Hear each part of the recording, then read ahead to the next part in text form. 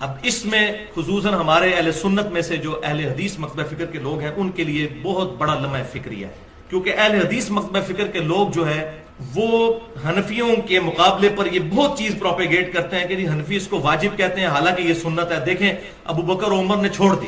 اب اگر ہم چند فینیٹکس قسم کے اہل حدیث علماء والا فتویٰ لگائیں کہ آپ حدیث کو چھوڑ کے ابو بکر عمر کے پیچھے لگے ہوئے ہیں، جو یہ اکثر کہہ دیتے ہیں جب ہم ان کو کوئی صحابی کا قول بتاتے ہیں تو کہتے ہیں جی حدیث دیکھیں آپ ابو بکر عمر کے پیچھے چل پڑے. اور حالانکہ یہاں پر حدیث کو دیکھا جائے تو حنفی بالکل ٹھیک ہے، صرف حدیث کو کہ عیدگاہوں کے قریب بھی نہ آئے جو قربانی نہیں کرتا تو واجبیت نکلتی ہے. لیکن اس حدیث کا فہم صحابہ سے سمجھا کہ آپ صلی اللہ علیہ وسلم نے ڈرانے کے لیے کہا ہے، اتنی تاکید کی. اس سے مراد واجبیت نہیں بلکہ سنت موقدہ ہے، اور اس کا سہارا جو ہے وہ یہی سیدنا ابوبکر و عمر کا عمل ہے. ورنہ حدیث پہ جائیں تو اب یہاں پر تمام اہل حدیث کہتے ہیں کہ نہیں ابوبکر و عمر نے اگر یہ کیا ہے رضی اللہ تعالیٰ عنہما تو یہی وجہ ہے. تو ہم بھی کہتے ہیں بھائیو داڑھی کے مسئلے میں بھی جو عبداللہ بن عمر رضی اللہ تعالیٰ عنہما اور سیدنا ابو ہریرہ دو ہی راوی ہیں داڑیاں بڑھاؤ اور مونچھیں پست کرو. اس حدیث کے دو ہی راوی ہیں اور دونوں مٹھی کے بعد داڑھی کاٹنے کے قائل تھے اور کاٹتے تھے. صحیح بخاری میں ہے کہ وہ حج اور عمرے کے موقع پر عبداللہ بن عمر کاٹتے تھے، اور سنن ابی داؤد کے اندر اور الموطا امام مالک میں ہے کہ مطلقاً کاٹتے تھے. وہ پوری ڈیٹیل کے ساتھ میں نے گفتگو کی ہے اہلسنتپاک.com پر. ابھی تک جن علماء نے سنی کسی کے پاس جواب نہیں ہے. مسئلہ نمبر 33 کے نام سے 1 گھنٹے کی گفتگو ہے، داڑھی کی اہمیت اور اس کی مقدار کا بیان، اور اس میں دونوں ایکسٹریم رویے جو ہیں میں نے ان کا الحمدللہ رد کیا ہے کہ صحابہ کے فہم کو دیکھنا ہے. خام خانی کہہ دینا کہ صحابہ نے غلط کام کیا ہے، ورنہ سب سے پہلے تو تراویح کی نماز بند کروائی جائے جو بخاری اور مسلم میں حدیث ہے نبی صلی اللہ علیہ وسلم نے 3 دن پڑھی. وہاں پھر صحابہ اکرام کی بنا لیتے ہیں نہیں جی صحابہ نے شروع کروائی تھی، تو اب مرفوع حدیث کہاں گئی؟ تو صحابہ اکرام علیہم رضوان کا اگر کوئی عمل حضور صلی اللہ علیہ وسلم کے خلاف ہو ہمارے سینس میں وہ ریجیکٹڈ نہیں ہوگا. این ممکن ہے وہی فارم ہو اس کا تا وقت کہ صحابہ میں اختلاف نہ ہو جائے. اختلاف ہو جائے پھر ہم دیکھیں گے جمہور کی رائے کیا ہے. جیسا کہ حج تمتع کے مسئلے میں عبداللہ بن عمر اور سیدنا عمر کیا اختلاف ہوا، بالکل ٹھیک ہو گیا. سیدنا عمر نے اپنا ڈیسیژن واپس لیا، جامع ترمذی میں موجود ہے. جہاں اختلاف کوئی نہ پایا جاتا ہو تو 14ویں صدی کے ملوں کے کہنے پر عبداللہ بن عمر کو ہم بدعتی نہیں کہہ سکتے اس مسئلے والعیاذ باللہ تعالی. تو یہ مسئلہ میں نے یہاں پر الحمدللہ کلیئر کر دیا. پوائنٹ نمبر 2، قربانی کے لیے نصاب کیا ہے، یعنی کس بندے کے پاس کتنا روپیہ یا مال ہو تو وہ قربانی کرے گا. تو بھائیو اس پہ میں آلریڈی ایک حدیث تو بیان کر چکا کہ جس پہ استطاعت ہے وہی قربانی جو ہے وہ کرے گا. استطاعت میں کوئی نصاب بیان نہیں کیا آپ صلی اللہ علیہ وسلم، جو بھی جانور خرید سکے. لہذا یہ جو زکوٰۃ کا نصاب لگایا ہوا ہے یہ بالکل من گھڑت بات ہے، ایسی بات نہیں ہے. کوئی زکوٰۃ کا نصاب نہیں، جو بھی جانور خرید سکتا ہے اگر انہی دنوں میں اس کے پاس اتنا پیسہ آ گیا کہ وہ جانور خرید سکتا ہے، چاہے وہ صاحب نصاب نہیں بھی ہے زکوٰۃ کے حوالے سے، تب بھی اس نے قربانی کرنی ہوگی، سنت مؤکدہ ہے. اب یہاں پر بعض لوگوں نے آج کل بڑے مجھے فون بھی آ رہے ہوتے ہیں جی جناب ہم تو مقروض ہیں تو سنا ہے کہ مقروض کے اوپر جو ہے وہ قربانی نہیں ہے. بھائی دنیا میں کون سا بندہ ہے جو مقروض نہیں ہے؟ آپ نے جو کمیٹیاں ڈالی ہوتی ہیں لاکھ 2 لاکھ کی تو مقروض ہی تو ہوتے ہیں. تیسری کمیٹی لے کر بیٹھ جاتے ہیں، ابھی پیچھے 15 کمیٹیاں باقی ہوتی ہیں تو قرض ہوتا ہے آپ پر. اس حساب سے تو دنیا میں کسی پر بھی قربانی نہیں بنے گی. یہ مقروض شروع والی یہ سب من گھڑت اور فراڈ والی باتیں ہیں، کوئی ایسی بات نہیں ہے. قرضہ تو ہر بندے پر ہے. اور دوسری طرف حال یہ ہے کہ اگر سالی کی شادی آ جائے تو قرضہ بھی اٹھا کر جو ہے وہ بیوی بچوں کو کپڑے اور جوتیاں لے کر دیں گے، اور کوئی سرمنی آ جائے سارے کام کریں گے، لیکن قربانی میں جی میں تو مقروض ہوں. تو قرض بھی اگر اٹھانا پڑتا ہے کسی بندے کو، قربانی کرے وہ اگر وہ سمجھتا ہے کہ میں اتار سکتا ہوں. قرض تو ہم سب اٹھاتے ہیں، جو کمیٹی ڈالی ہوتی ہے قرض ہی تو اٹھایا ہوتا ہے. ہمیں پتا ہوتا ہے کہ ہم آہستہ آہستہ کر کے لوٹا دیں گے. تو اگر آپ کو قرض ملتا ہے تو ضرور قربانی کریں، کیونکہ وعید اس معاملے میں بہت سخت ہے. لیکن اگر کوئی بیچارہ بہت ہی مفلس ہے اور نہیں کر سکتا بیچارہ، تو وہ میں پہلے حدیث بتا چکا، سنن ابی داؤد، سنن نسائی اور المستدرک الحاکم میں صحیح سند کے ساتھ ہے، اور امام ذہبی نے بھی موافقت کی ہے کہ آپ صلی اللہ علیہ وسلم نے فرمایا کہ جس میں استطاعت نہیں ہے وہ پھر عید والے دن اپنے ناخن کاٹ لے اور بغلوں کے بال اور زیر ناف بال صاف کر لے. اور اس میں امپلائڈ ہے کہ پھر وہ یکم ذی الحجہ سے لے کر قربانی تک، قربانی کے دن تک، عید کی نماز تک یہ بال نہیں کاٹے گا، تو اللہ تعالیٰ اسے پوری قربانی کا ثواب انشاءاللہ عطا فرما دے گا. پوائنٹ نمبر 3 کہ ایک خاندان کے ایک فرد پر قربانی ہے یا سب نے ہی قربانی کرنی ہے. یہ بھی آج کل بڑا کریٹیکل ایشو ہے. یہ ساروں نے قربانی کرنی ہے؟ ایک خاندان میں جتنے بندے ہیں اور سارے امیر ہیں تو کیا سارے ہی کریں گے؟ تو بہتر تو یہی ہے سارے ہی کریں. جتنا میٹھا ڈالیں گے اتنا ہی بہتر ہے، آخرت کے لیے سیف کریں اس کو، عبادت. لیکن دین کی طرف سے اوبلیگیشن ہے کہ ایک خاندان کی طرف سے ایک قربانی ہو. ایک خاندان، ایک فیملی.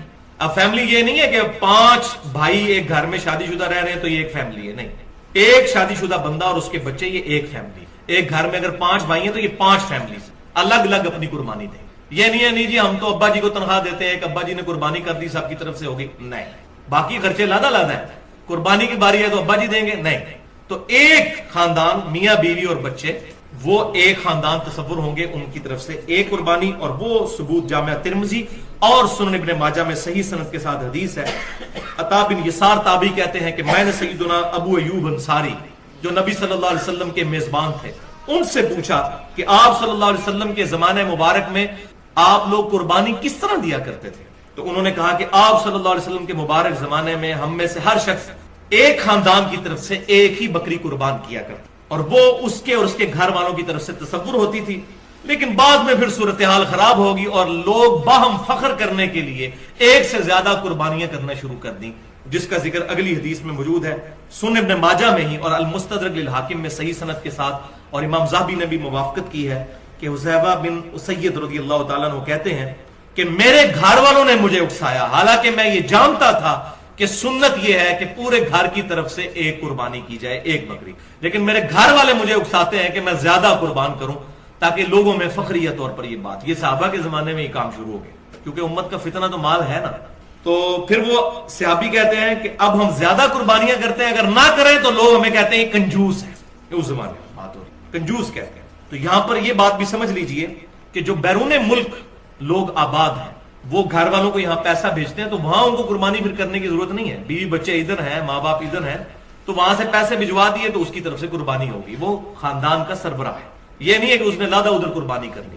اسی طریقے سے فطرانے کے پیسے باقی چیزیں جو ہے وہ یہاں پر اگر کوئی بھجوا دیتا ہے تو یہاں پر دے دیں گے تو ادا ہو جائے گی۔ اس کانٹیکسٹ میں 2 اور احادیث بڑی اہم ہے۔ پہلی حدیث صحیح مسلم کی ہے کہ آپ صلی اللہ علیہ وسلم نے فرمایا جس شخص کا قربانی کا ارادہ ہو تو وہ یکم ذوالحجہ کا چاند نظر آنے سے لے کر قربانی کرنے تک اپنے جسم سے نہ تو بال اکھیڑے اور نہ ہی ناخن۔ اسی لیے ہم نے تمام بھائیوں کو جو ہے وہ یکم ذوالحجہ سے پہلے یہ میسج کر دیا تھا کہ آج جس نے بھی غیر ضروری بال صاف کرنے ہیں یا ناخن صاف کرنے ہیں تو وہ کر لے، ناخن کاٹ لے، کیونکہ اس کی وجہ یہ ہے کہ پھر 10 دن کا گیپ آ جاتا ہے، اس میں کوئی حرج نہیں۔ صحیح مسلم میں حدیث ہے کہ آپ صلی اللہ علیہ وسلم نے زیر ناف بالوں اور ناخنوں کے لیے 40 دن کی مدت مقرر فرمائی، اور اس پہ میری بڑی ایکسکلوسیو گفتگو ہے اپنی نوعیت کی منفرد اہل سنت پاک .com پر، مسئلہ نمبر 32 کے نام سے مسلمان مرد و عورت کے بالوں اور دیگر اعضاء کے احکام، اس میں میں نے ڈیٹیل کے ساتھ یہ ایشوز ایڈریس کیے ہیں الحمدللہ۔ تو بہرحال یہ صحیح مسلم میں حدیث ہے قربانی کرنے والے کے لیے۔ اور دوسری حدیث ہے گفٹ، کہ اگر کسی کے پاس قربانی کی استطاعت ہی نہیں ہے، یعنی فائنینشلی وہ سپورٹ نہیں کر سکتی اس کو، وہ قربانی وہ نہیں کر سکتی، تو سنن نبی داؤد میں، سنن نسائی میں اور المستدرک للحاکم میں صحیح سند کے ساتھ یہ حدیث ہے، اور امام ذہبی نے بھی موافقت کی ہے امام حاکم کی، کہ آپ صلی اللہ علیہ وسلم کی خدمت میں ایک صحابی نے عرض کی کہ اے اللہ کے رسول صلی اللہ علیہ وسلم، میرے پاس ایک دودھ دینے والی بکری ہے، اس کے علاوہ کوئی جانور نہیں، اور نہ میرے پاس اتنی ہمت ہے میں کوئی جانور خرید کے قربان کر سکوں، تو کیا میں اسی کو ذبح کر لوں؟ تو آپ صلی اللہ علیہ وسلم نے فرمایا اس کو ذبح نہ کرو، ظاہر ہے وہ سورس آف ان کے پاس ایک انکم تھا یا ان کے معاملات چلانے کے لیے۔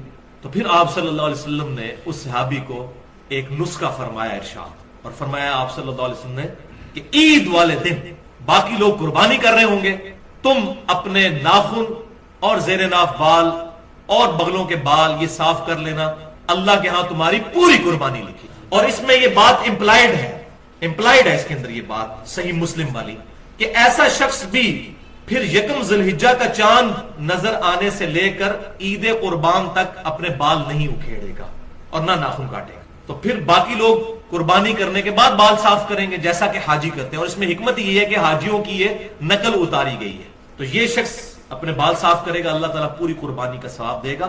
اس کو شیخ البانی رحمہ اللہ نے ضعیف کہا اس روایت کو، لیکن جو ذوق وہ بیان کرتے ہیں وہ ذوق ہے نہیں اس کے اندر، الحمدللہ اصول محدثین پر یہ سونے کی مہر صحیح روایت ہے، اور یہ روایت میں نے بتایا سنن نبی داؤد، سنن نسائی اور المستدرک للحاکم میں ہے، اور امام ذہبی نے بھی اس کی موافقت کی ہے اس کی صحت پر۔ بس یہی 1-2 ڈیٹیل پوائنٹ ہے، پھر فوراً سارے کور ہو جائیں گے انشاءاللہ۔ زکات نکالنے کا، کیلکولیٹ کرنے کا طریقہ کیا ہے یہ بھی آپ سمجھ لیں۔ اب جتنی ہم نے تھیوری ابھی تک 11 پوائنٹ سمجھے ہیں، اس کی روشنی میں آپ کو نصاب بھی کلیئر ہو گیا، کتنی زکات دینی ہے یہ بھی کلیئر ہو گیا، کس کس چیز کے اوپر زکات دینی ہے یہ بھی کلیئر ہو گیا۔ اب آج کل کے دور کے اعتبار سے مینلی 3 طرح کی چیزیں ہیں جن کو آپ نے جمع کر کے اپنی زکات کیلکولیٹ کر. یہ بڑا آسان طریقہ ہے. مجھے بڑے لوگ ای میلز کر رہے تھے بڑے عرصے سے زکات پہ کوئی لیکچر دیں, پھر وہ اپنا پورا حساب کتاب بیچتے ہیں کہ زکات کیلکولیٹ کریں جی, وہ 40 پہ تقسیم بھی نہیں بیچارے کر سکتے.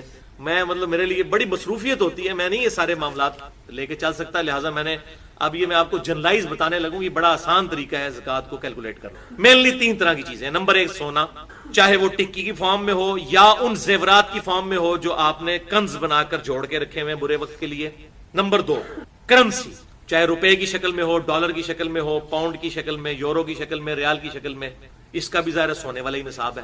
اور تیسری چیز ہے مال تجارت, دکان ہے, میڈیکل سٹور ہے, اس کے اندر آپ نے کوئی مال ڈالا ہوا ہے بیچنے کی نیت سے. اسی طریقے سے کمرشل پلاٹس ہیں بیچنے کے لیے رکھے ہوئے ہیں. ان تینوں کیٹیگریز کے مال کو آپ جمع کریں گے, اس ٹوٹل مال کے اوپر آپ زکات نکالیں گے اگر وہ تھریش ہولڈ پوائنٹ کو کراس کر جائے. تو ان کی اوریجنل مارکیٹ ویلیو نکالی جائے. مثلا اگر آپ کے پاس زیور ہے, یا کچھ سنیارے بھی بیٹھے ہوئے ہیں, گولڈ سمتھ بھی بیٹھے ہوئے ہیں, ان کے پاس آپ زیور لے کے جائیں, دیکھیں آپ کے ساتھ کیا کرتے ہیں. یہ 48,500 روپیہ تولا ہے نا, تو اب آپ ان کو کہیں گے میں نے بیچنا ہے, تو یہ آپ کہیں گے یہ 40,000 آپ کو ملے گا, باقی تو کاٹ ہے, یا 42,000 ملے گا. تو اس 40 یا 42,000 کے اوپر زکات ہوگی, 48,000 کے اوپر زکات نہیں ہوگی. 48,500 جو اس کو آپ بیچنے جائیں اس وقت جو آپ کو نیٹ مل رہا ہے, شریعت کسی پہ ظلم نہیں کرتی, جو اس وقت مال مل رہا ہے اس کی قیمت آپ لگوائیں کاٹ نکال کے. کیونکہ یہاں پر کاٹ اس لیے ڈالی جاتی ہے, وہ 24 کیرٹ سونا تو نہیں ہوتا, اس کو 22 کیرٹ کر دیتے ہیں, اور وہ جو اس کی مزدوری ہے اس میں ڈال کے تو وہ 24 کیرٹ کے پیسے چارج کر لیتے ہیں, یعنی کان کو ایسے کر کے پکڑتے ہیں. برا نہیں بنانا جی, سنے آ رہے ہو. اچھا بہرحال تو اس کی آپ مارکیٹ ویلیو نکالیں گے. کمرشل پلاٹ کی بھی ویسے آگے پراپرٹی ڈیلر بڑا کان بھرتے ہیں جی, تو 1.5 کروڑ کا ہو گیا, 2 کروڑ کا بیچنے جائیں گے تو شاید 1.25 کروڑ کا بھی نہ بکے. تو اس کی بھی آپ قیمتیں فروخت لگوائیں گے. جو کمرشل پلاٹ ہے, جو زرعی زمین ہے کسی کے پاس, اس کے اوپر چاہے وہ مربوں کے مربے ہو, کسی کے پاس زرعی زمین جو اس کو وراثت میں ملی ہے, اس پہ کوئی زکات نہیں جب تک اس کے اوپر کوئی چیز اگائی نہیں جاتی. اور ظاہر ہے اس کی ویلیو بھی بڑی تھوڑی ہوتی ہے. اسلام آباد میں 1 کنال کے پلاٹ کے آپ کئی مربع خرید سکتے ہیں زرعی زمین, ان کی تو ویلیو بڑی تھوڑی ہوتی ہے جو اس طرح کی زرعی زمین. بہرحال اب یہ تینوں طرح کی چیزوں کو, یعنی سونے کو اور کرنسی کو, چاہے وہ روپیہ ہو, چاہے وہ ڈالر ہو یا پاؤنڈ ہو یا ریال ہو, اور تیسری چیز مال تجارت کو, ان تینوں کی آپ رقم نکالیں کتنی بنتی ہے, ان تینوں کو جمع کرنے کے, پھر اس کو 40 پہ تقسیم کریں, اور جو جواب آئے وہ آپ زکات دیں. البتہ اگر آپ نے کسی سے قرض اٹھایا ہوا ہے تو اس قرض کو آپ پھر اس میں سے نکال دیں, لیکن وہ نکالیں گے اس صورت میں اگر ایڈ بھی کیا ہوگا. یہ نہ ہوگا وہ اپنے مال میں سے اس کو نکال دیں.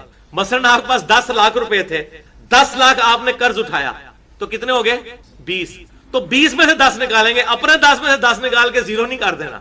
یہ نہیں ہے جناب چوپڑیاں نہ لے 2 تو وہ ٹوٹل مال میں سے ڈیٹ کو نکالیں گے, پھر آپ کی ایکویٹی آئے گی جو آپ کا راس المال ہے. اب میں آپ کو ٹیسٹ کیس بتا دیتا ہوں تاکہ آپ کو سمجھ بھی آ جائے. ایک میں نے فرضی کیس بنایا کہ ایک بندے کے پاس 4 تولے سونا ہے. اب یہ خود تو تھریش ہولڈ پوائنٹ نصاب پہ نہیں پہنچتا, 7.5 تولے پہ تو نہیں پہنچتا نا, 4 تولے کی آج 23 اگست 2014 کو پاکستان کے مطابق جو قیمت بنتی ہے 48,500 روپیہ تولا کے تحت 1,94,000. لیکن اس کے پاس 30 لاکھ روپے کا کمرشل پلاٹ بھی ہے جو اس نے اپنی جمع پونجی رکھی ہوئی ہے بیچنے کی غرض سے, ذاتی مکان بنانے کے لیے نہیں. اگر مکان بنانے کے لیے تو وہ تو نہیں ہوگی, اس پہ زکات نہیں. اس 30 لاکھ کو اس 1,94,000 میں جمع کریں, 31,94,000 بن گیا. پھر اس کی دکان میں 50 لاکھ کا مال بھی ڈلا ہوا ہے, تو اس 50 لاکھ کو بھی اس میں آپ ایڈ کریں گے. اب اس نے 10 لاکھ قرض بھی کہیں سے اٹھایا ہوا ہے, یعنی جو 50 لاکھ دکان کا مال ہے وہ 50 لاکھ سارا اس کا وہ نہیں ہے, 40 اپنا ہے اور 10 کا قرض اٹھایا ہوا ہے. تو 40 میں سے 10 نہیں مائنس ہوں گے, 50 میں سے 10 مائنس, تو 40 ہی وہ نیٹ نکل آئے گا اس کا. یہ 40 لاکھ بھی جمع کر لیں, 30 لاکھ کا پلاٹ بھی جمع کر لیا, 4 تولے سونے کی قیمت بھی جمع کر لی. اب اس کی کل بچت جو بنی 81,94,000, اور 10 لاکھ آپ نے اس میں سے قرض جو لیا ہوا وہ نکال دیا, تو بنا 71,94,000. اس کو 40 پہ تقسیم کریں, 40واں حصہ یعنی 2.5% اس کا نکلے گا 1,99,000, 1,79,850. یہ اس کی زکات نکلے گی. یہ ہے بھائیو زکات نکالنے کا طریقہ. علمی پوائنٹ نمبر 13, زکات کے مصارف کون کون سے ہیں. یہ ہے سورۃ التوبہ کی آیت نمبر 60 میں اللہ تعالیٰ نے بیان کیے ہیں کہ 8 طرح کے مصارف ہیں, کیٹیگریز ہیں جن پہ آپ زکات لگا سکتے ہیں, وہاں پہ آپ زکات دے سکتے. بسم اللہ الرحمن الرحیم. انما الصدقات للفقراء, بے شک صدقات, زکات, فرض صدقہ یہ تو ہے غریبوں کے لیے, فقیروں کے لیے. فقیر اس غریب کو کہتے ہیں جو سوال نہ کرتا ہو لیکن ہو غریب. والمساکین، اور مسکینوں کے لیے. مسکین اس غریب کو کہتے ہیں جو لوگوں سے مال بھی مانگ بھی لے. فقیر وہ جو مانگے نہ لیکن وہ اپنی حالت اس کی نظر آ رہی ہو کہ یہ غریب سفید پوش. اور مسکین وہ جو سائل بن کے ہے مانگ لے. دو گے. نمبر 3 والعاملین، اور زکات وصول کرنے والے یعنی سرکاری ملازم جو اس ڈیوٹی پر ہیں کہ لوگوں سے جا کے زکات کیلکولیٹ کرتے ہیں، کلیکٹ کرتے ہیں. اس زمانے میں بھی ظاہر ہے اونٹ بکریاں اور یہ گائے وغیرہ لے کے آنا یہ بڑی ذمہ داری کا کام تھا، اتنی دور سے جا کے یہ ساری چیزیں. تو باقاعدہ لوگ ہوتے جو عاملین کہلاتے ہیں. 3 ہو گئی. نمبر 4 والعاملین علیہا، جو ان پر وصول کرنے والے ہیں. نمبر 4 والمؤلفۃ القلوبہم، اور جو تالیف قلب کے لیے جو مال ہے وہ بھی دیا جا سکتا ہے. کوئی نیو مسلم ہے، ابھی وہ اتنا صحیح طریقے سے اسلام کی طرف نہیں آیا، اس کو اسلام سے محبت دلانے کے لیے آپ اس کی مدد کر دیں کہ چلو یہ اسلام میں آئے، ہم سب لوگ مل کے اس کی مدد کریں. تو زکات میں سے ہو سکتی ہے. آپ صلی اللہ علیہ وسلم نیو مسلم کی کیا کرتے تھے، بخاری اور مسلم میں موجود ہے. آپ صلی اللہ علیہ وسلم نے غزوہ حنین کے موقع پر ابو سفیان کو 100 اونٹ دیے تھے تالیف قلب کے. تو اس طرح آپ صلی اللہ علیہ وسلم دیا کرتے تھے کسی کے دل میں اسلام کو پکا کرنے کے لیے تاکہ ان کا ایمان پکا ہو جائے. نمبر 5 وفی الرقاب، اور غلام آزاد کرنے. آج کل اس طرح نہیں ہے. آج کل اس کی ایک ماڈرن فارم جو ہے وہ اگلا والا جو کیٹیگری ہے. نمبر 6 والغارمین، مقروض لوگ، ان کی گردن چھڑانے کے لیے. کوئی بہت قرضے کے تلے دب چکا ہے، اس کو اس قرضے سے آزاد کروانے کے لیے آپ زکات دے سکتے ہیں. اسی طریقے سے غلام آزاد کرنا یہ بھی ہو سکتا ہے کہ کوئی بندہ بیچارہ بے قصور کسی تھانے میں قید ہو گیا اور آپ ضمانت میں کچھ پیسے دینے پڑ جاتے ہیں آپ کو اس کو نکالنے کے لیے، یا کسی سے غلطی سے قتل ہو گیا، آپ اس کی دیت ڈیمانڈ کر رہے ہیں اور اس کے پاس کچھ نہیں دینے کو، تو اس کی دیت کی طرف سے بھی یہ ادا کیا جا سکتا ہے زکات کا پیسہ. اس پہ حدیث بھی وہ اینڈ پہ میں بتا دوں گا. وفی سبیل اللہ، یہ 7 نمبر. اور اللہ کی راہ میں پرٹیکولر اس سے مراد تو جہاد فی سبیل اللہ ہے. باقی اس کی مد میں اور کافی ساری چیزیں آ جاتی ہیں، وہ میں انشاءاللہ اسی میں بتا دیتا ہوں. وابن السبیل، اور مسافر کے لیے بھی، چاہے وہ امیر مسافر بھی ہو زکات لے سکتا ہے. ظاہر ہے کہ آج سے 60-70 سال پہلے تک لوگ پیدل سفر کرتے تھے. اب مجھے بتائیں حج کرنے کے لیے ہمارے انڈیا پاکستان سے لوگ 40 تقریباً 4 مہینے کا سفر پیدل طے کرتے تھے. اب اس دوران اگر ڈاکو راستے میں لوٹ لیں تو آپ کے پاس تو کچھ بھی نہیں ہے. آپ تو جناب ایزی لوڈ بھی نہیں کروا سکتے اس زمانے میں. یہ تو 40-50 سال ہوئے نا، 1350 سال تو ہم نے اس طرح نہیں دیکھے ہیں نا. آج کے زمانے سے نہ سوچیں. اسی طریقے آج کل بھی ہو جاتا ہے کہ آپ کسی دوسرے شہر میں گئے ہوئے ہیں، وہاں آپ کی جیب کٹ گئی ہے، تو ظاہر ہے اب آپ کو گھر آنے کے لیے یا تو اب یہ ایزی پیسہ والا معاملہ، اس طرح کی جو چیز شروع ہوئی ہے اس سے کر سکتے ہیں. وہ بھی جو بیچارہ پڑھا لکھا بندہ ہے وہی کر لے گا نا. عام آدمی تو کسی کی ریکویسٹ ہی کرے گا نا کہ بھائی مجھے تھوڑا کرایہ دے دے، میں اپنے گھر تک تو پہنچ جاؤں. تو مسافر چاہے امیر ہو یا غریب اس پہ زکات لگ سکتی. اور یہ اگلے زمانوں میں بھی ہوتا تھا، آج کل بھی ایسا ہوتا ہے. بعض اوقات لوگ آتے ہیں اور مجھے تو جب بھی ایسا بندہ ملے میں اس کو پھر گاڑی پہ بٹھا کے آتا ہوں اور کنڈکٹر کو کہتا ہوں کہ بھائی یہ اس کا کرایہ ہے، اگر یہ کرایہ مانگ کے اترنے کی کوشش کرے تو یہ پیسے تیرے ہیں، تاکہ اگر جعلی ہوگا تو پکڑا جائے گا. وہ اس کنڈکٹر کو انشاءاللہ تعالی اس بیچارے پہ بھی لگ جائے گا یہ پیسہ. تو اس طرح کریں کہ اس کو آپ بٹھا دیں اس گاڑی پہ کہ آپ نے جانا ہے بھائی، آپ لاہور میں جیب کٹ گئی اور آپ نے اسلام آباد جانا ہے تو بھائی آپ کو ٹکٹ لے کے دے دیتے ہیں، آپ کو ریل کار میں بٹھا دیتے ہیں، وہاں پہنچ جائیں گے انشاءاللہ تعالی. پیسے نہ ہاتھ میں دیں تاکہ یہ بھی چیز جو ہے وہ ایڈریس ہو جائے. فریضۃ من اللہ، یہ 8 جو مصارف ہیں یہ اللہ کی طرف سے فرض کیے ہوئے ہیں. واللہ علیم حکیم، اور اللہ تعالیٰ علم والا حکمت والا ہے. اللہ کو یہ پتا ہے کہ اس نے یہ نصاب کیوں ان لوگوں کے لیے زکات رکھی ہے.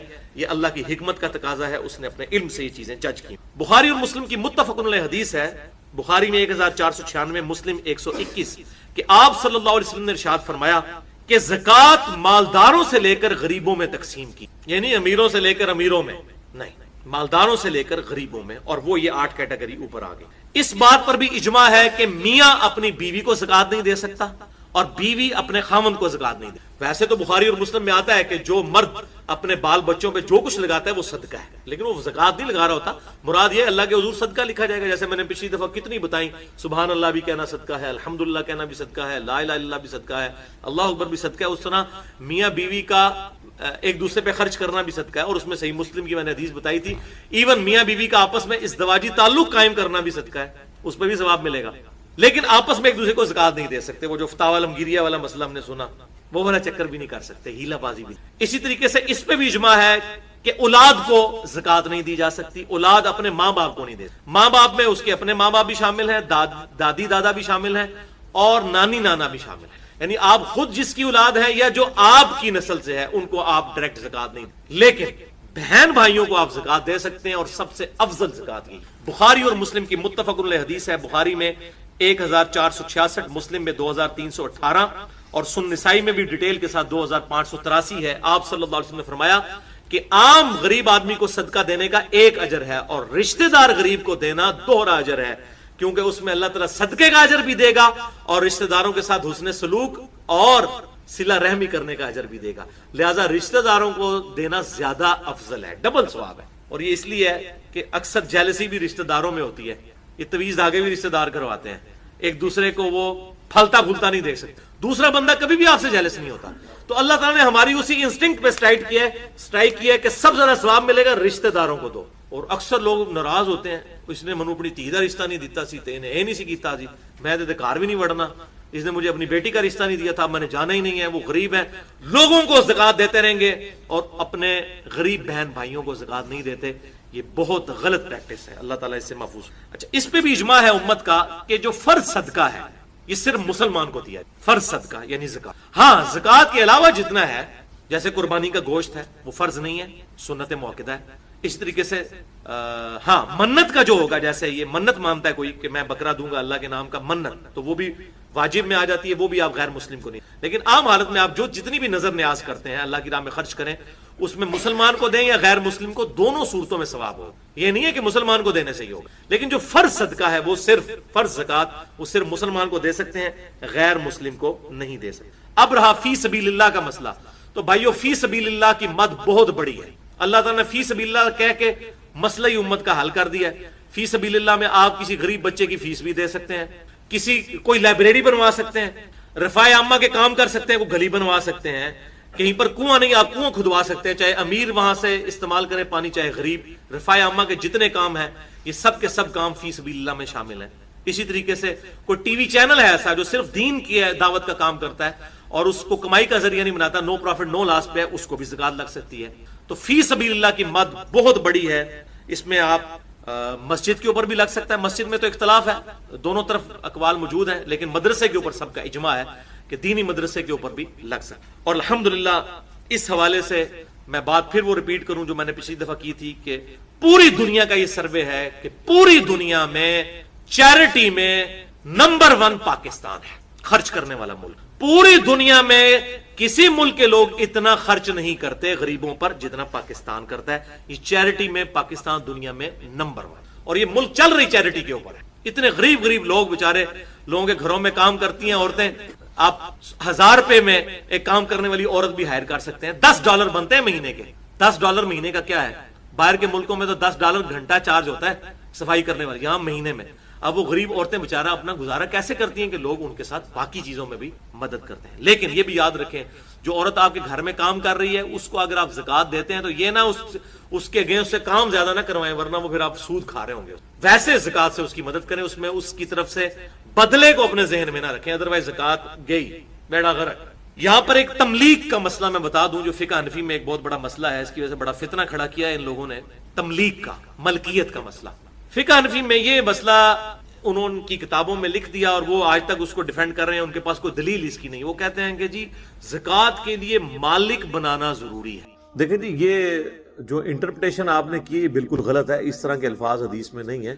حدیث شریف جو صحیح بخاری میں ہے، یہ کتاب العلم چیپٹر میں، اس میں الفاظ ہیں میں نے نبی علیہ السلام سے 2 پیالے لیے، ایک تمہارے سامنے ظاہر کر دیا یعنی قرآن و سنت کا علم، ظاہر علم کے پیالے تھے وہ، اور دوسرا اگر میں تمہارے سامنے بیان کروں تو تم میری رگے جاں کاٹ دو۔ علم میں معرفت کا تو کہیں بیچ میں ذکر ہی نہیں ہے، یہ تو انہوں نے خود اپنا لقمہ اس کے منہ میں ڈالا ہے۔ اب لاجیکلی سپیکنگ اگر آپ اس سے مراد یہ صوفیاء کا جو ایک سو کالڈ سلسلہ چل رہا ہے یا علم لدنی کے نام کے اوپر دھوکہ دے رہے ہیں، تو پھر میرا معصومانہ سوال ہے کہ جو تصوف کے سلاسل ہیں، قادریہ، چشتیہ، نقشبندیہ، سہروردیہ، یا پہلے ہوا کرتے تھے جنیدیہ، تیفوریہ اور باقی، ان میں کس سلسلے کے اندر حضرت ابو ہریرہ آتے ہیں؟ حضرت ابو ہریرہ کا تو کسی سلسلے میں نام تک موجود، تو اگر علم لدنی ان کے ذریعے ٹرانسفر ہوا ہے تو حضرت ابو ہریرہ تو آنے چاہیے نا، تو کہیں موجود ہی نہیں ہے۔ اور بھائی صحیح بخاری میں ہی موجود ہے، حضرت ابو ہریرہ نے خود بتا دیا کہ وہ علم کیا تھا۔ صحیح بخاری کی حدیث ہے کہ حضرت ابو ہریرہ کہتے ہیں مجھے نبی علیہ السلام نے بنو قریش کے یعنی بنو امیہ کے ان لڑکوں کے نام، ان کے ماں باپ کے نام بھی بتائے جن کے ہاتھوں اس امت کی تباہی ہوئی۔ اور بخاری کے الفاظ ہیں، جب شام میں بنو امیہ کی حکومت آئی آل مروان کی، تو وہ جو تبا تابعی تھے نا، وہ اپنے دادا سے کہتے ہیں، تبا تابعی کے بھی آگے سے بیٹے ہیں، وہ اپنے دادا سے کہتے ہیں سعید تابعی سے کہ دادا جان، لگتا ہے کہ یہ وہی لڑکے ہیں جن کے بارے میں آپ کو حضرت ابو ہریرہ بتایا کرتے ہیں، بلکہ وہ خود کہنے لگے ان سے کہ یہ لگتا ہے کہ یہ انہی لوگوں کی حکومت ہے۔ تو یہ بنو امیہ کے ہاتھوں جو تباہی ہونے والی تھی اس کا ذکر، اس کو سپورٹی وہ حدیث ہے صحیح مسلم میں، وہ بھی حضرت ابو ہریرہ سے، کہ نبی علیہ السلام نے فرمایا کہ میری امت کا یہ قبیلہ میری امت کی اینٹ سے اینٹ بجا دے گا، بنو امیہ۔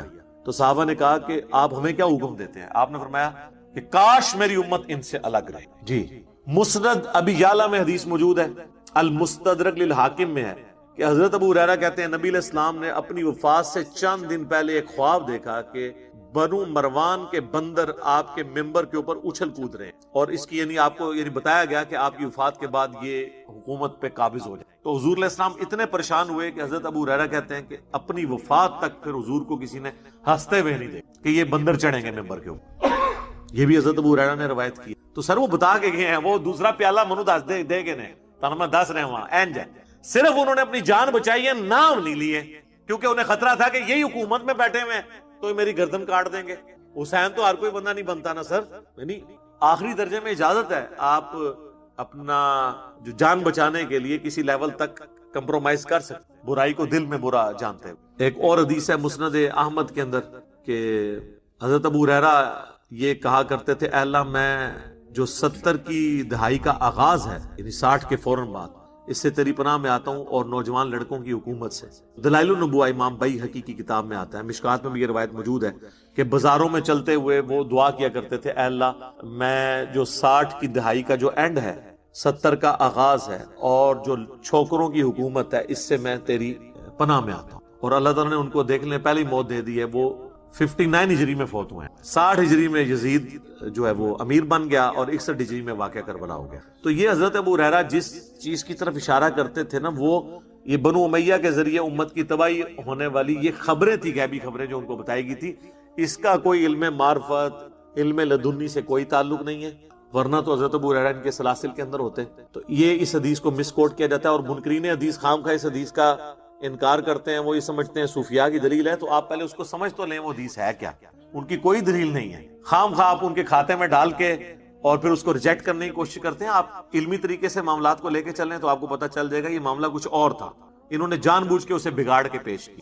جناب بخاری اور مسلم دونوں میں ایک حدیث ہے، سیدہ عائشہ کہتی ہیں کہ جس نے یہ کہا کہ نبی علیہ السلام نے کچھ دین جو اللہ کی طرف سے ان کو بتایا گیا تھا وہ لوگوں تک پہنچایا اور کچھ چھپا لیا، اس نے اللہ پہ بھی جھوٹ باندھا، رسول اللہ پہ بھی جھوٹ۔ یہ کوئی چھوٹا ہلکا جملہ نہیں ہے۔ اور پھر اما عائشہ نے کہا کہ سورۃ المائدہ پڑھ کے دیکھو، اللہ کے نبی کو تو اللہ نے حکم دیا تھا، یا ایھا الرسول بلغ ما انزل الیک من ربک، اے رسول پہنچا دیجئے جو اللہ نے آپ کی طرف وحی کیا ہے، اور اگر آپ نے نہ پہنچایا تو آپ نے بھی رسالت کا حق ادا نہ کیا۔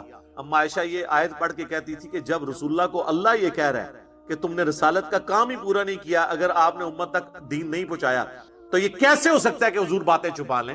اور سر یہ پہنچانے کی ذمہ داری پوری امت تک کے لیے تھی، خاص لوگوں تک نہیں۔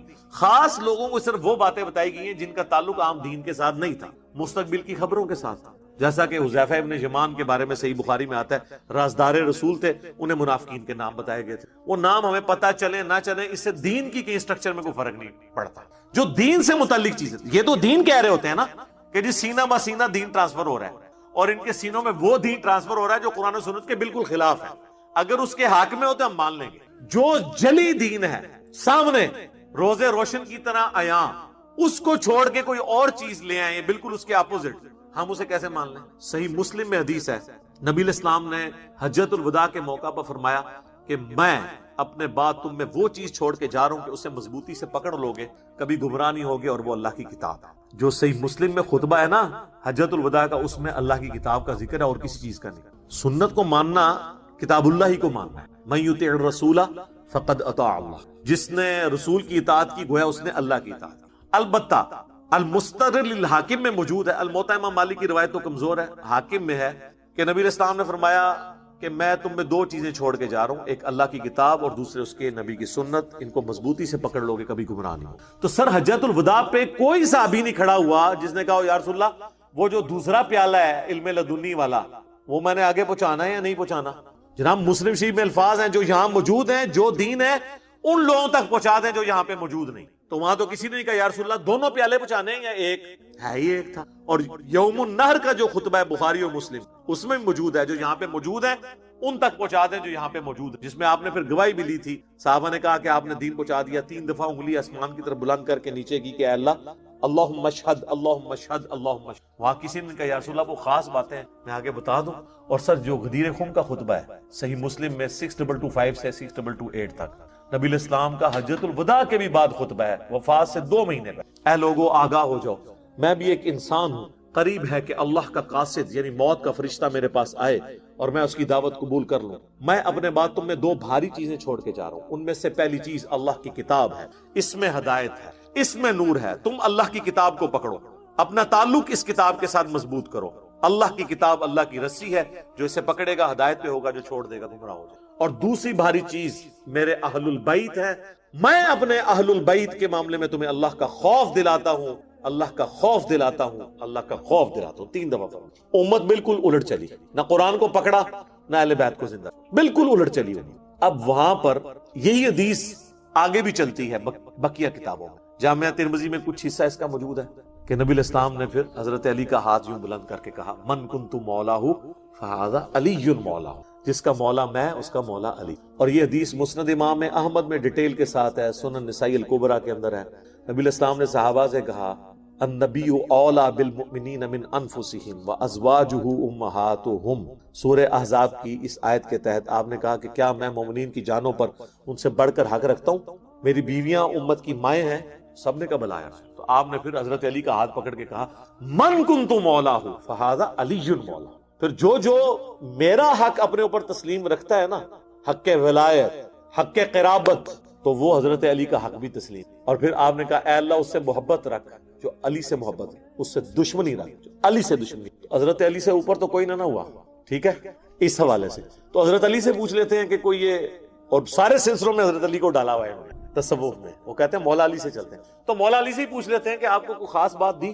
تو بخاری مسلم میں کئی ایک طرق ہیں جس میں حضرت علی سے پوچھا گیا کہ آپ تو حضور کے سب سے قریبی تھے، آپ کو کوئی ایسا دین کا حصہ بتایا جو باقیوں کو نہ بتایا ہو۔ مسلم کے الفاظ ہیں ایک حدیث میں کہ حضرت علی غصے میں آ گئے، یہ حدیث بخاری میں بھی ہے مسلم، اور انہوں نے کہا کہ ہمیں رسول اللہ نے کوئی ایسی بات نہیں بتائی قرآن کے علاوہ جو باقی لوگوں کو نہ بتائی، دین حضور بتا کے گئے ہیں۔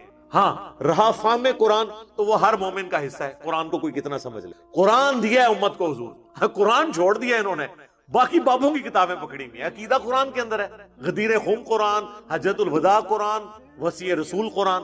اور پھر حضرت علی نے کہا ہاں ایک چیز ہے میرے پاس، شکر وہ انہوں نے بتا دی، وہم بھی نکال دیا، انہوں نے اپنی تلوار کی نیام میں سے ایک صحیفہ نکالا اور کہا کہ یہ ہے۔ تو وہ بندے کہنے لگے خاص گل، انہوں نے کہا جی کیا لکھا ہے؟ انہوں نے کہا میں 10 دینا وہاں، اس میں لکھا ہوا ہے کہ جو غیر اللہ کے نام پر ذبح کرے اس پہ اللہ کی لعنت، غیر اللہ کے نام کی جو نیاز دیتا ہے اللہ کی نام لعنت، اور اس میں لکھا ہے جو اپنے باپ پہ لعنت کرے اس پہ اللہ کی لعنت، جو بدعت جاری کرے اس پہ اللہ کی لعنت، اور جو راستے کے نشان ہٹا دے۔ ریگستان کے علاقوں میں نا نشان بنے ہوتے تھے، وہ کوئی چھیڑخانی کرنے کے لیے نشان شفٹ کر دے، جس طرح ایرو ادھر ہے ادھر کر دیا، تو ریگستان میں تو بندہ مر گیا نا، ظاہر ہے اونٹوں پہ سفر کر رہا ہے، کئی دن تک پانی نہیں ملنا، تو آپ نے فرمایا اس میں بھی اللہ کی لعنت جو ریگستان کا اس طرح راستہ بدل دے۔ اور ایک اور روایت میں بخاری مسلم کے آتا ہے کہ جس نے مدینے میں بدعت کو جاری کیا یا کسی بدعتی کو پناہ دی اس پہ اللہ کی لعنت، اللہ کے فرشتوں کی لعنت، تمام لعنت کرنے والوں کی، اور قیامت والے دن نہ اللہ اس کا کوئی فرض قبول کرے گا نہ کوئی نفل۔ یہ مولا علی نے اس صحیفے سے پڑھ کے کہ یہ اس میں لکھا ہے، ساری لعنتاں انہوں تے ہی پی رہی ہیں، یہ سارے کام وہی کر دینے، انہوں نے قرآن و حدیث نو چھوڑ کے اپنے بابیاں لہروں کر لے ہوئے نے، انہوں نے جناب یعنی قرآن و حدیث کے نام کے اوپر سواریاں سوار کر کے تو درباروں پہ جا کے پھینک۔ یہاں تو مکہ مدینہ کی آواز لگا رہے تھے نا گاڑیوں میں کہ یہ مکہ مدینہ میں لے کے جا رہے ہیں، لیکن فلانے شاہ ٹمکانے شاہ تے فلانے شاہ اوتھے جا کے سواریاں لاتی ہیں، مکہ مدینہ تے پہنچی کوئی نہیں وہاں۔ تو لانتے تو ساری یہ کھٹ رہے ہیں، اس میں جتنی لانتے بھیجی گئی ہیں ساری انہی کے اوپر پڑ رہی ہیں، اور اس میں کہ جو اپنے باپ کا نام بدل لے اس میں بھی اللہ کی لعنت، اللہ کے فرشتوں کی لعنت، تمام لعنت کرنے والوں کی لعنت۔ انہوں نے باپ کا نام تو نہیں بدلا، لیکن انہوں نے اپنا باپ ضرور بدل لیا۔ ہمارا باپ کون تھا؟ محمد رسول اللہ، وہی ہے نا، النبی اولی بالمؤمنین من انفسہم وازواجہ امہاتہم، نبی کی بیویاں ہماری مائیں ہیں تو حضور ہمارے کیا ہوئے؟ باپ۔ تو باپ تو انہوں نے بدل لیا، انہوں نے تو اپنے اپنے بابے رکھے ہوئے، اپنے اپنے سلسلے رکھے ہوئے۔ تو سر اسی کو تو ہم عرض کرتے ہیں کہ مرنے سے پہلے اے مسلمان کر لے اس پہ غور، کتابوں کا خدا اور ہے بابوں کا خدا۔ اور یقین کر، یہ کبھی تو نے زندگی میں غور کیا نا تو تیرے اندر سے آواز نکلی کیا کہ نہ میں بابی نہ میں بابی، میں ہوں مسلم علمی کتابی۔ تو یہ جو ہم آواز بلند کر رہے ہیں نا، وہ اسی لیے کر رہے ہیں کہ یہ آپ نے جو علم لدنی کے نام کے اوپر ڈھکوسلا کیا ہوا ہے، یہ اس طرح نہیں ہے۔ باقی اس حوالے سے پورے لیکچرز میں نے ریکارڈ کروائے ہیں، قصہ موسیٰ اور خضر کے اوپر، جہاں سے وہ علم لدنی کو اخذ کرتے ہیں، اس پہ میں نے پوری ویڈیو ریکارڈ کروا کے ان کی تسلی کر دی۔ پھر تخت بلقیس والا واقعہ، کہتے ہیں جی بندہ لبو، بندہ لب لیا سر، بندہ لب لیا، وہ میری ویڈیو دیکھ لو، لب دیتا ہے۔ اچھا، اس کے بعد سلسلہ اویسیہ کی بات کرتے ہیں تو حضرت ویسے کرنی کے اوپر میری ایک ویڈیو ریکارڈ ہے، وہ آپ دیکھ لیں۔ وہ یہ ساری باتیں میں اس میں علم لدنی کے حوالے سے کر سکتا ہوں، اور جو یہ باتیں کریں فی الوقت، چونکہ حضرت ابو ہریرہ کو انہوں نے ٹارگٹ کیا تھا اور یہ دو علوم کی بات کی تھی، اس لیے میں نے اس سے ریلیٹڈ باتیں کی کہ یہ بالکل جھوٹ کے اوپر پورے ڈکوسلا۔ اور مجھے یہ بتائیں کہ جو علم قرآن و سنت میں نہیں ہے اور سینہ بسینہ آ رہا ہے، اس کی اہمیت کیا قرآن و سنت سے زیادہ ہو سکتی ہے؟ برابر تو چھوڑ دیں، تو پھر اس کی دوست لگا کے ہم کہتے ہیں پڑھو ایاک نعبد و ایاک نستعین، یہ کہتے ہیں نہیں جی وہ تو انہوں نے شعر کہا ہوا ہے، سن فریاد پیراں دیا پیرا میری فریاد سنی کن تھر کے ہو، بیڑا میرا وچ کپڑاں دے جتے مچ بھی نہ بہندے ڈردے ہو۔ تو یہ ہم انہیں قرآن کی آیات سناتے ہیں، یہ ہو کرتے ہیں۔ تو خدا کے لیے یہ وہ سینے میں کوئی ایسا علم نہیں آئے گا جو قرآن و سنت کے منافی ہے۔ اور پھر اگلی بات، یہ سینے کس فرقے کے ہوں گے؟ بریلویوں کے سینے، دیوبندیوں کے سینے، یا اہل حدیث کے سینے، یا شیعہ کے سینے؟ ویسے مجھے تو سینے کا گوشت بھی پسند نہیں ہے، میں تے گول بوٹی کھاؤں۔ تو اے سینے کدے ہون گے؟ ایک دوسرے تے مسلمان نہیں سمجھتے، تو سینوں میں نہیں ہے۔ دیکھیں جو کام ہوئے میں فزیکلی سامنے موجود ہیں، آپ کے سامنے نظر۔ یہ نسل در نسل سینہ بسینہ کوئی اس طرح کی چیز نہیں ہے جو قرآن و سنت کے منافی ٹرانسفر ہو۔ چونکہ انہوں نے قرآن و سنت کو نہیں ماننا ہوتا، پھر یہ کہتے ہیں علمو بس کریو یار، کبھی کوئی بہانہ کبھی کوئی بہانہ۔ تو ہم تو پیار محبت سے ان کو سمجھا رہے ہیں کہ شاید ان کی آنے والی نسلیں اس دعوت کو قبول کر لیں، اور بڑی تیزی سے اللہ کے فضل سے قبول کر رہی ہیں۔ باقی آپ علم لدنی کے اوپر جتنی میں نے ویڈیوز بتائیں آپ یہ دیکھیں تو آپ کو پتہ چل جائے گا یہ ٹوٹلی جھوٹ کے اوپر ان کا سارے کا سارا معاملہ ہے۔ چونکہ انہیں یہ یقین ہے کہ ہماری تعلیمات قرآن و سنت میں موجود نہیں ہے، لہٰذا یہ کہتے ہیں وہ سینہ بسینہ علم بھی آ رہا ہے۔ بالکل آپ کہیں جی آ رہا ہے، مان لیا، لیکن قرآن کے خلاف نہیں ہونا چاہیے، حدیث کے خلاف نہیں ہونا چاہیے، تو پھر یہ بیان ہی نہیں کریں گے آپ سے، کیونکہ انہوں نے تو بالکل اس کے الٹ بیان کرنا ہوتا ہے۔ وہ کہتے ہیں جی اس کے اندر یہ نقطہ نکلتا ہے، اور وہ جو چیخ کے ابل کے چیز باہر نکل رہی ہوتی ہے وہ نہیں مانتے، اس میں سے کچھ اور چیز نکال لیں۔ انشاءاللہ تعالی کتاب و سنت کی آواز یوٹیوب حافظہ اللہ کی برکت سے پھیل رہی ہے، انشاءاللہ ان کی آنے والی نسلیں امید ہے حق بات قبول کر لیں۔ ٹھیک ہو گیا؟ اب یہ جو اگلی آیت آ رہی ہے نا، سورہ المائدہ کی آیت نمبر 67، اس پہ گھنٹوں بولا جا سکتا، لیکن اس کانٹیکسٹ میں آلریڈی ایک ویڈیو ریکارڈ کروا چکا ہوں، کئی ایک ویڈیوز ریکارڈ کروائی ہیں علم لدنی کے اوپر، مسئلہ نمبر 55A۔ اس کے بعد کچھ عرصہ پہلے ہمارے جو علمی و تحقیقی مجالس ہیں اس میں میرا ایک کوسچن ریکارڈ ہوا تھا، علم لدنی حضرت ابو ہریرہ کو دو علوم، ان دونوں ناموں سے آپ لکھیں تو وہ ویڈیو کھلی۔ جو صوفیاء کے ہاں یہ کنسپٹ پایا جاتا ہے، اہل سنت میں سے صوفیاء کا طبقہ، اہل تشیع میں بھی یہ کنسپٹ پایا جاتا ہے کہ سینہ بسینہ بھی علم کوئی ٹرانسفر ہوا ہے ادر دین قرآن و سنت۔ ہم اس علم کو مان لیتے اگر وہ قرآن و سنت کے خلاف نہ ہو۔ اب یہ تو نہیں ہو سکتا کہ قرآن و سنت کہیں کہ آپ نے اللہ کو پکارنا ہے مدد کے لیے، اور سینہ بسینہ علم کہے کہ اللہ کو چھوڑ کے ہر ہستی کو پکارنا ہے، اور جب کوئی پوچھے کیوں پکار رہے تو کوئی پیچھے اللہ ہی ہے۔ یہ سینہ علم اس لیے نہیں تھا، اگر کوئی ہوتا کہ آپ نے اللہ رسول کو پیچھے کرنا ہے اور اپنے بزرگوں کے سینے آگے لے آنے، تو یہ آیت ان کے لیے موت ہے۔ آیت نمبر 67 سورہ المائدہ، یا ایھا الرسول، اے اللہ کے رسول، خاص بلغ ما انزل الیک من ربک، آپ پہنچا دیں جو آپ کی طرف آپ کے رب کی طرف سے نازل ہوا، وَإِن لَّمْ تَفْعَلْ، اور اگر آپ نے ایسا نہ کیا، یہ بفرض محال ہے، فَمَا بَلَّغْتَ رِسَالَتَهُ، تو آپ نے اپنی رسالت کا حق ادا نہیں کیا، یعنی جو کام آپ کے ذمے کیا گیا تھا وہ آپ نے پورا ہی نہیں کیا، اگر آپ نے اللہ کی طرف سے جو نازل ہوا دین کتاب و سنت کی شکل میں یہ امت تک نہیں پہنچا۔ بڑا یہ سخت گفتگو ہے، سورہ الاعراف کے سٹارٹ میں آیا کہ جن لوگوں کی طرف ہم نے پیغمبروں کو بھیجا ہم ان سے بھی پوچھیں گے اور پیغمبروں سے بھی پوچھیں گے کہ انہوں نے اپنا کام کیا یا نہیں. اللہ کے سامنے تو سارے اکاؤنٹیبل ہیں، جواب دہ ہیں. اس آیت کے کانٹیکسٹ میں اہل تشیع کا کہنا یہ ہے کہ یہ آیت غدیر خم پہ نازل ہوئی اور یہ پہنچانے سے مراد سیدنا علی کی ولایت کا اعلان تھا. من کنت مولاہ فہذا علی. میرے بھائی تعویل خاص کے اعتبار سے تو سب سے پہلے جو نبی الاسلام پہ نازل ہوا پہنچانے کے لیے وہ تو یہ کتاب ہے جس سے آپ کوسوں دور ہوئے ہوئے ہیں. اہل بیت کی محبت میں آپ وہ عقیدے ان کے ساتھ منسوب کر رہے ہیں جو قرآن میں لکھے نہیں ہوئے، نہ اہل بیت کی تعلیمات ہیں. تو یہ جس جگہ بھی نازل ہوئی ہو اس سے کوئی فرق نہیں پڑتا. نبی الاسلام کو جو کچھ اللہ نے بتایا وہ آپ نے آگے پہنچا دیا. اسی طریقے سے الیوم اکملت لکم دینکم واتممت علیکم نعمتی، اس کے کانٹیکسٹ میں سورۃ المائدہ کی اس آیت کے کانٹیکسٹ میں میرا ایک ویڈیو کلپ بھی اسی قرآن کلاس سے اپلوڈ ہوا تھا، خلیفۃ الرسول کون ہے، اس میں نے تفصیلی گفتگو اس حوالے سے کی، آج میں ریپیٹ نہیں کروں گا. بہرحال یہ جو آیت ہے یہ سیدہ عائشہ سلام اللہ علیہا نے کوٹ کی مسروق تابعی کو، جو بخاری اور مسلم میں بڑی رکت انگیز حدیث. میں نے کئی ایک ویڈیوز میں خصوصاً معراج النبی صلی اللہ علیہ وآلہ وسلم کی ویڈیو کہ کیا نبی صلی اللہ علیہ وآلہ وسلم نے اللہ کا دیدار کیا تھا اس میں بھی بیان کی. بخاری اور مسلم دونوں میں حدیث ہے، مسلم میں ذرا تفصیل کے ساتھ ہے. مسروق تابعی کہتے ہیں جن کی کنیت تھی ابو عائشہ، وہ کہتے ہیں کہ میں حجرے عائشہ کے بعد ٹیک لگا کے بیٹھا ہوا تھا اور یہ سیدہ عائشہ کے شاگرد تھے، انہوں نے اپنی بیٹی کا نام بھی عائشہ رکھا ہوا تھا، نام ان کا تھا مسروق. ابو عائشہ ان کی کنیت. وہ کہتے ہیں کہ سیدہ عائشہ نے پردے کے اندر سے فرمایا کہ مسروق جو بھی 3 باتوں کا قائل ہے نا تو اس نے اللہ پر جھوٹ باندھا، اس کے رسول پہ بھی جھوٹ، اور وہ تینوں عقیدے جو ہے نا جھوٹ باندھنے والے وہ امت میں پائے جاتے ہیں. چونکہ امت نے تو بابوں کو فالو کیا، کتابوں کو تو کیا نہیں. اور ان کا پہلا عقیدہ یہ کہ جس کا یہ عقیدہ ہے نا کہ نبی علیہ السلام نے اللہ کو دیکھا تھا تو اس نے اللہ پہ جھوٹ باندھا. اب میں اس کی تفصیلات میں نہیں جاؤں گا، میرے معراج والا آپ لیکچر دیکھ لیں. خواب میں دیکھنا ثابت ہے جامع ترمذی، معراج کی رات نہیں عام حالت. دوسرا جس نے کہا کہ نبی علیہ السلام غیب کا علم خود جان لیا کرتے تھے. پھر اما عائشہ نے ہر ایک کے اگینسٹ آیات قرآن سے کہ اللہ تعالیٰ قرآن میں فرماتا ہے اس کے غیب کو وہی جانتا ہے. 5 غیب کی کنجی ہیں جو اللہ کے سوا کوئی نہیں جانتا. اور سورۃ الانعام کی آیت تلاوت کی کہ اللہ کا احاطہ آنکھیں نہیں کر سکتی، وہ آنکھوں کا احاطہ کر لیتا ہے. اور پھر تیسرا کہا کہ جس نے یہ کہا نا کہ رسول اللہ نے اپنی وحی میں سے کچھ حصہ چھپا لیا تھا، کچھ بتایا کچھ چھپا لیا، یا اسی کی ایکسٹینشن کہ وہ چھپایا اور خاص لوگوں کو بتایا، تو اس نے بھی اللہ اور اس کے رسول پہ جھوٹ باندھا.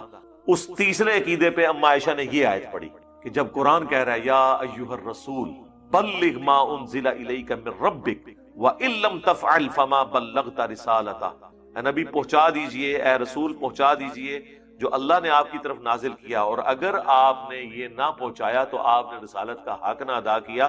تو انہوں نے کہا اس نے اللہ اور اس کے رسول پہ جھوٹ باندھا جس نے یہ کہا کہ اللہ کے نبی کو اللہ کوئی بات بتائے اور وہ امت تک نہ پہنچائے. اما عائشہ تو ڈائریکٹ قرآن سے رزلٹ. آپ کہتے ہیں قرآن ڈائریکٹ نہیں پڑھنا چاہیے، بندہ گمراہ ہو جاتا ہے. اما عائشہ اپنا ہر عقیدہ قرآن سے ڈائریکٹ نکالتا آیت پڑھ کے. پھر بخاری اور مسلم میں جو یوم النحر کا خطبہ ہے جو آپ نے قربانی والے دن دیا، جب آپ نے اعلانیہ صحابہ سے پوچھا کیا میں نے اپنے رب کا پیغام تم تک پہنچا دیا، تو سب نے بیک زبان کہا تھا آپ نے پہنچا دیا، آپ نے پہنچانے کا حق ادا کر دیا، آپ نے ہماری بڑی خیر خواہی فرمائی.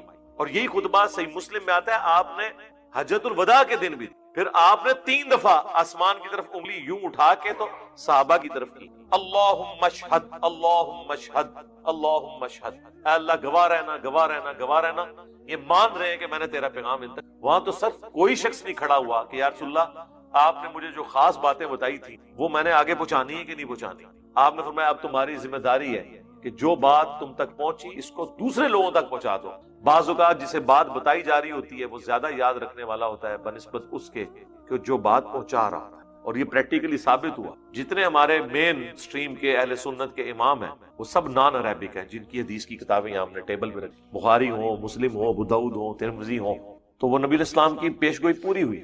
تو ادھر کسی صحابی نے نہیں کہا یا رسول اللہ آپ نے مجھے جو خاص سینہ بسینہ علم دیا ہے وہ بھی میں نے پہنچانا ہے، یا کوئی کھڑا ہو کے کہ حضور ذرا سائڈ پہ آؤ میں گل کرنی ہے. اس زمانے میں چیزیں ہوتی نہیں تھی. بھئی سب سے زیادہ اگر کوئی حقدار تھا وہ تو مولا علی تھے نا، جن سے حضور کی آگے نسل چلنی تھی، آل محمد صلی اللہ علیہ وسلم. بخاری مسلم دونوں میں حدیث ہے، ایک شخص آ کے پوچھتا ہے سیدنا علی سے کیا آپ کو رسول اللہ نے کوئی خاص ایسا علم دیا جو باقیوں کو نہ بتایا ہو؟ تو مسلم کے تو الفاظ ہیں، حضرت علی غصے میں آ گئے. انہوں نے کہا حضور نے ہمیں وہی کچھ دیا ہے جو تمہیں دیا ہے، قرآن. البتہ ایک فہم قرآن ہے، قرآن کی سمجھ وہ ہر مسلمان کا حصہ ہے. لیکن وہ فہم قرآن کا یہ مطلب نہیں کہ ایاک نستعین کے بعد یا علی مدد یا شیخ عبد القادر جیلانی مدد نکل آئے گا. فہم قرآن یہ ہے کہ جو قرآن میں لکھا ہوا ہے نا، جو اس کا معنی ابل ابل کے باہر نکل رہا ہے نا، کہ تیری عبادت کرتے ہیں، تجھی سے دعا مانگتے ہیں، وہ مان لیا جائے. یہ کہتے ہیں فہم کا مطلب یہ ہے کہ بالکل الٹ چلنا ہے فہم قرآن. پھر انہوں نے کہا ہاں ایک چیز ہے، ایک صحیفہ حضور نے مجھے لکھوایا تھا اور شکر ہے مولا علی نے نکال لیا، ورنہ وہ کوئی شاید انہوں نے اور کٹ لینی سی. وہ بخاری مسلم میں تلوار کی نیام میں سے انہوں نے وہ نکالا صحیفہ، اور اس نے کہا حضرت کے لکھے ہیں، انہوں نے کہا بڑی خاص گلاں لکھی ہیں.